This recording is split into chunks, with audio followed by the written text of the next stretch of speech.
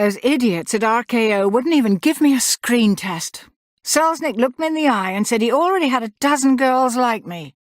Wondered why I wanted to be a movie star when I had a rich husband to take care of me. I told him that was the whole point of marrying the fat pig in the first place.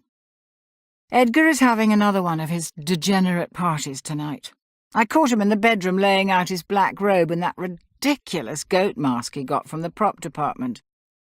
He and his friends like to pretend they're such devils, dressing up and spouting mumbo-jumbo out in the garden at midnight. Every so often they pay one of the call girls a little extra to be their sacrifice. I'd tell them all what fools they are, but half of them work for the studios, and the rest are some of the most powerful men in the city. If Edgar can't make me a star, maybe one of them will. There was someone new at the party last night. A dark, handsome man with a strange accent. I took him for a European. Maybe one of Lugosi's Hungarian friends. He didn't seem all that interested in the festivities, didn't drink or even take much notice of the girls. When the robes came out and the warlocks headed out into the garden, he seemed more amused than anything else.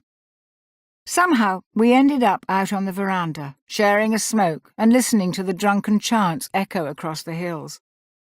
I finally learned his name. Victor. At some point in the conversation I asked him what he thought about black magic. I suppose I was trying to shock him, or maybe it was just the djinn talking.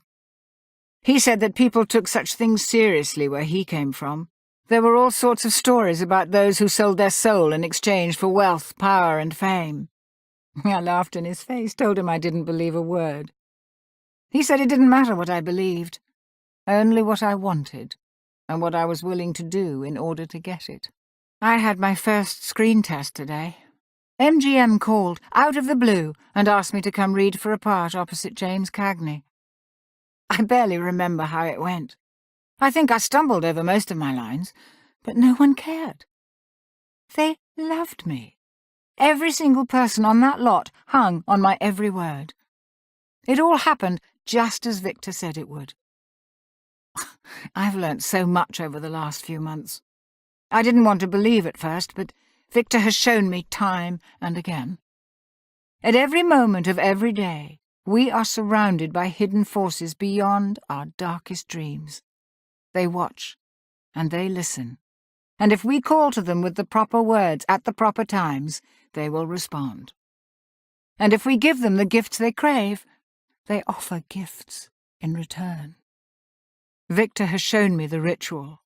I know all the words by heart. All we need is a sacrifice. None of Edgar's tramps will do. But the maid has a daughter that might do nicely.